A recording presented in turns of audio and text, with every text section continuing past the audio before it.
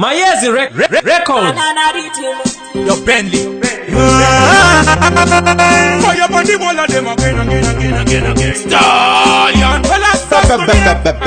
Kuterminate okuprekas inonzi aposhen kuyeretwa kwefune fat so iroshen kungo chishona nechirungu rinonzi ocean tudure koini ronzi star kana poshen kudisappear kwemvura pasi vaporation kurangarirwa kwemakamba commemoration kudana nemumwe murume abomination munation sakagara waita confession drink more water to avoid dehydration unosera wakudutira sote sugar solution kukula chekusara usisina option position here inoviringisa mission of course you need space to install an application ukaretire basa pakaban nopiwa pension order the fastest means of communication mubvunzo noda answer saka answer another question drink muchibhodhoro rinonzi dilution karepa sasati ndapedza examination komati mambodzidza here nechicondensation irrigation kana factorization this information aiskupa mubhuku reeducation kwaisiya kepratipo meditation chinavaza chero vakati ndinodira kunge service station ndatomora mapie the first impression kungondiona vakuwadzana kunge extension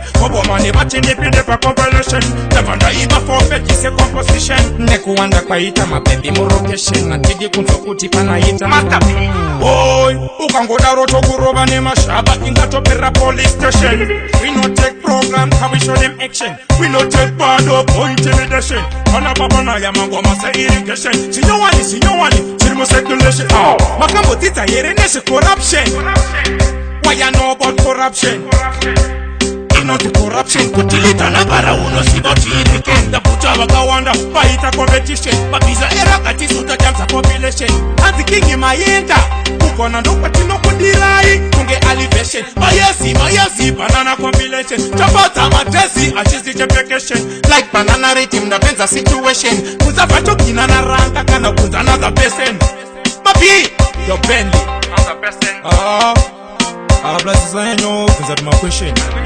Cause I'm a machine up here. The pussy is so terrible mission.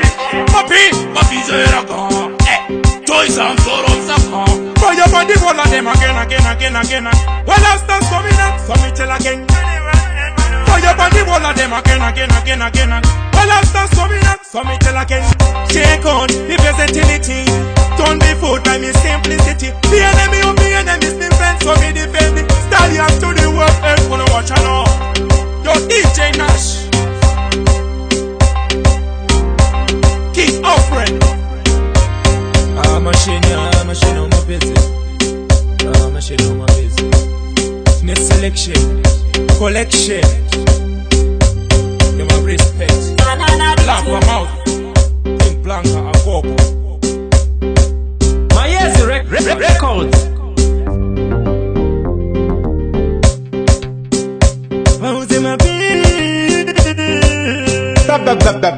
Belly production.